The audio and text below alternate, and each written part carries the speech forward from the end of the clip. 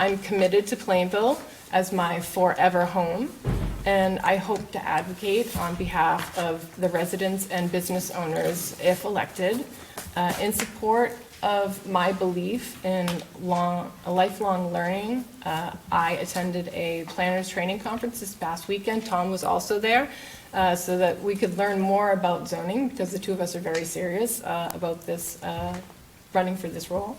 I've been inquiring about the master plan revision process for a couple of years throughout many meetings, select board and planning board as well, and I'm committed to its development.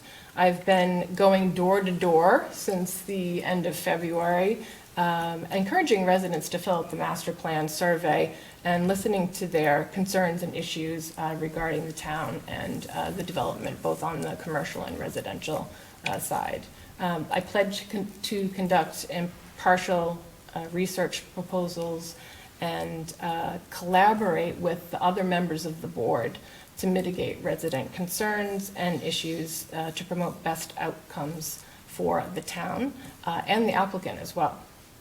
I will foster opportunities to preserve town character and open space. That's a really big concern of a lot of the folks who've answered the survey, the master plan survey thus far. And as well as support the town center revitalization, because that's one area that a lot of people had called out as a weakness or an area that needs serious attention. And we do have a TIP project, so the state is funding a good portion of the work that's going to be done for the town redesign. I encourage every resident to get involved in any project near their neighborhood. It's really important. Your opinions do matter. They do make a difference in the outcomes, especially in local politics. And if you haven't already, please fill out the master plan survey to add to the 5% of residents who have already done so. I hope to earn your vote on April 3rd. I look forward to learning more about each of you as I come and visit you door to door. And if you want to learn more about me, feel free to visit my campaign page on Facebook. That's T to Pray for Plainville. I'd like to just reiterate the experience that I highlighted during my opening statements. I was part of the Open Space and Recreation Committee. I joined that committee because I'm interested in the topics of the Open Space and Recreation Committee. We solicited feedback from the public. We listened to what people had to say. We formulated an open space plan. We held and managed public hearings for the purchase of Hawkins Woods. And like I said, I was the lead presenter for the Community Reservation Act, which provides state-matched funds for projects to be done here in town, such as the Telford Park renovation that's coming up, and there's some renovations that are happening with the Field of Dreams funded with those dollars. I spearheaded the creation of Keep Plainville Beautiful. I want to do beautification projects here in town. We want to come together as a team and organize those beautification projects, and we're raising funds. So we have sponsors for this year's cleanup, so we are a self-funded committee, and we're going to use those dollars for beautification projects here in town. The Master Plan Committee, as the vice chair of that committee, we've done a ton of work to incorporate feedback from the public, working closely with SERPID. And again, thank you to folks like Tina, people out there who are listening. Please give your feedback. It's important that we have a master plan that we can stand up with and march forward with as we're looking at projects and people are thinking about what we want to do for the future of our town. My vision is really just to have a positive, forward-looking plan for our town with smart, balanced growth. We have to encourage the development of a vibrant downtown that's walkable, bringing in small businesses and bringing in culture and making it attractive so that it's not just a pass-through from North Attleboro to Rentham or from Rentham to North Attleboro. Give people a reason to stop and hang out, check out the cool things that we have. And with all that, we just need to ensure that we're incorporating public feedback as part of that vision. And I just want to close with, I am an independent voice. I will not be the voice of Mr. Wydack, will not be the voice of Mr. Alexander, will not be the voice of Ms. Denniskert, and I will not be the voice of Mr. Dupre on this board. I have a key differentiator in that I am not running for a board that my spouse is on. If my spouse was on this board, I'm pretty sure that I would vote with her 90% of the time. So I think that that is one key differentiator to take into consideration. You can vote for me with confidence on April 3rd because I'm personally invested in the King Philip schools. There's no requirement that school committee members have a child in the schools that they're serving, but when I'm evaluating between candidates for a school committee, that's something that I look for, and I think it's something that other voters look for as well.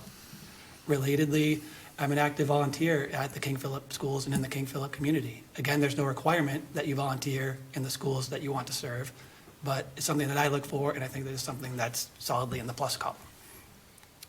You can vote for me with confidence because I'm well qualified for this role. The best evidence of that is that I'm doing it now, that I've been doing it for my entire term, that I've been putting in the time and the work, and I'll continue to do exactly that should I be reelected. You can vote for me with confidence because I've accomplished a lot. I already talked a bit about that, but I'll run through it quickly one more time. I helped to negotiate a new contract with our custodians union.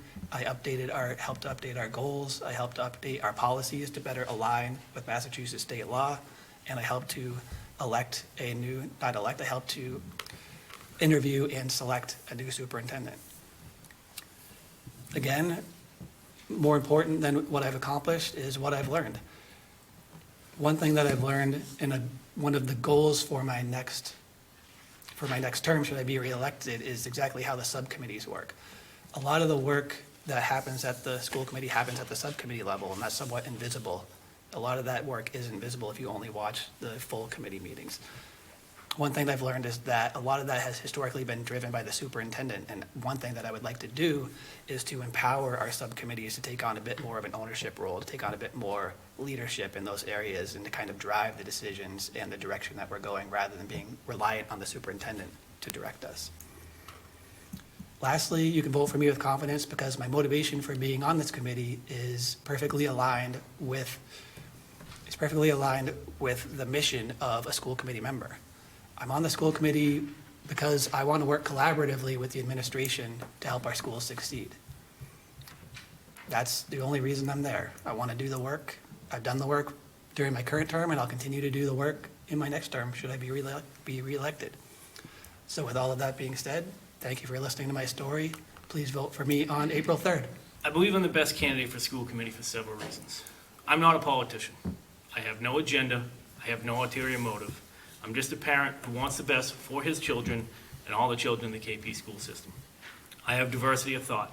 People tend to hear one thing about someone and they place them in a box. That's not me. Spend any time with me and I promise you'd be surprised.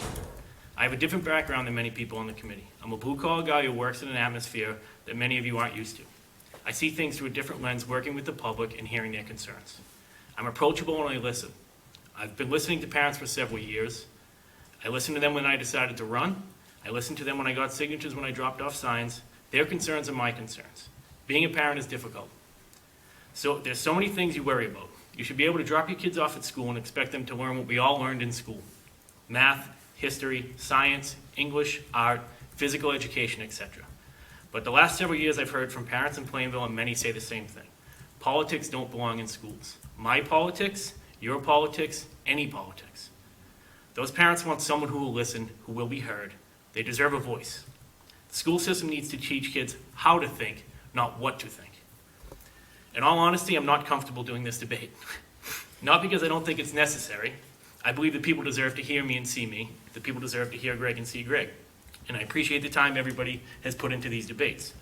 I'm just more comfortable doing the job than saying what I'll do. I can sit here and say anything, but it's my actions that make me the best candidate for school committee. I'm a passionate person. I'm passionate about the ideals I live by. I'm a fighter who will fight for your kids. The King Philip School is going through some major changes right now. New superintendent, new high school principal, possibly 2 new school committee members. Never mind the normal faculty turnover from year to year. I feel I'm equipped to handle those challenges. I started this by saying I'm not a politician, I have no agenda. That's not entirely true. I'm definitely not a politician. But my agenda is putting your kids first, making their education my highest priority. If you want an honest, hardworking, passionate, open-minded, accessible candidate, then please vote for me April 3rd. People realize that we have an election coming up. It's going to be on April 3rd. People should realize that the town of Plainville is in the best financial position it's been in the last 118 years. So if you put that together, you know that we were incorporated in 1905. We have a perfect amount of free cash. We have a great stabilization fund. We have a good casino in town that's paying for these buildings. We have some commercial growth that is coming on board. We have Thermo Fisher, which could propel this town even further. Because if they take over the big building across the street and they add another 30, 40,000 square feet of office buildings to that area, it's beautiful. And I feel that I can keep the progress going in the town of Plainville. I think I mentioned that I'm on the master plan committee, and as part of that process, I have been putting a lot of thought into what it is that really makes Plainville a special place, and Peter kind of touched upon this, but I do think that it's the people and the sense of community. And people here, time and again, they step up, they pitch in, they go the extra mile, and nobody expects a thank you. If there's a need, somebody steps up. And that's what we do in Plainville. I think of when the kids were little and they played soccer, and the moms and dads are coaching the teams, and they're lining the soccer fields, and there's no expectation of recognition, because there was none. It was just there was a need, and somebody does it. And, you know, I think of what the Keep Plainville Beautiful Committee's doing. Same kind of thing. They saw a need, a group of people stepped up to fill the need, and it's getting done. I think of the people who hung up the Christmas lights at the town park, same kind of thing. No thanks necessary, just get it done. I think of Ellen Robertson on the roof of the old town hall before we demolished it, getting the old documents on her day off out of the hose tower. Again, no thanks needed.